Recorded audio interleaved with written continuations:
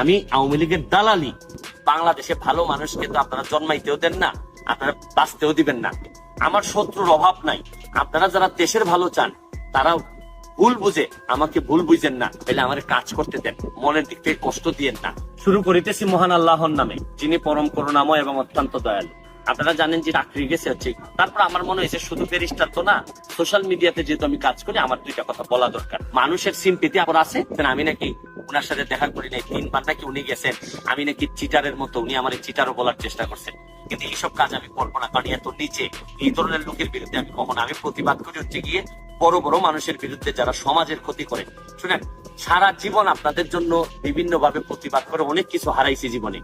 বাংলাদেশে ভালো মানুষকে তো আপনারা জন্মাইতেও দেন না, আপনারা বাঁচতেও দিবেন না। আরেকটা জিনিস দেখেন, বঙ্গবন্ধু থেকে শুরু করে কোনো ভালো মানুষই তো আপনারা বাঁচাই রাখেন নাই। আরেকটা জিনিস দেখেন, আমারে বলেন যে আমি নাকি দালালি করি, সরকারের দালালি করি, আওয়ামী লীগের দালালি করি। আমি কিন্তু আপনাদেরকে স্পষ্ট করে বলছি, 2001 সালের সবচেয়ে খারাপ সময়ে আমি আওয়ামী লীগ ছাত্রলীগ করা ছেলে।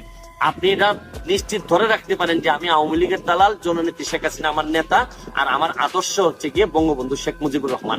এটা স্পষ্ট, এখানে বাইরে যাওয়ার কোন বিষয়ই নাই। আমাকে যারা এটা মনে করেন গালাগালি দ্বারা কিচ্ছুই নাই, কারণ আমি এইটাই, আমি আওয়ামী লীগের দালালি। এর যে বাইরে যাওয়ার কোন সুযোগ আমার নাই। এতে যদি আপনারা মনে করেন আমার পছন্দ না করেন, এটা আপনাদের ব্যক্তিগত ব্যাপার। আমি আপনাদের যে কোনো পছন্দ অপছন্দকে আমি সম্মান করি। তবে আপনাদের প্রতি একটাই অনুরোধ, আমার জীবনে সারা জীবনটা আমি শুধু মানুষের কাছে দিয়ে দিছি, ফুটবল থেকে শুরু করে বিভিন্ন কাজে মানুষের জন্য দিয়ে দিছি। আমার শত্রুর অভাব নাই। আপনারা যারা দেশের ভালো চান তারা ভুল বুঝে আমাকে ভুল বুঝেন না। আমার শত্রু আরো বহু শত্রু আছে যারা আমাকে শেষ করে দিতে চায়। আপনারা এটার সাথে শরীক হওয়ার কোনো প্রয়োজন নাই, কারণ আপনারা যারা আমাকে বকা দিচ্ছেন তারা নিশ্চয়ই বাংলাদেশের ভালো চান। যদি বাংলাদেশের ভালো চান তাহলে আমার কাজ করতে দেন, মনের দিক থেকে কষ্ট দিয়েন না। কাজ করতে দিলে দেখবেন একদিন বাংলাদেশের জবাব দিয়ে তার জায়গায় নিয়ে আসতে পারবো।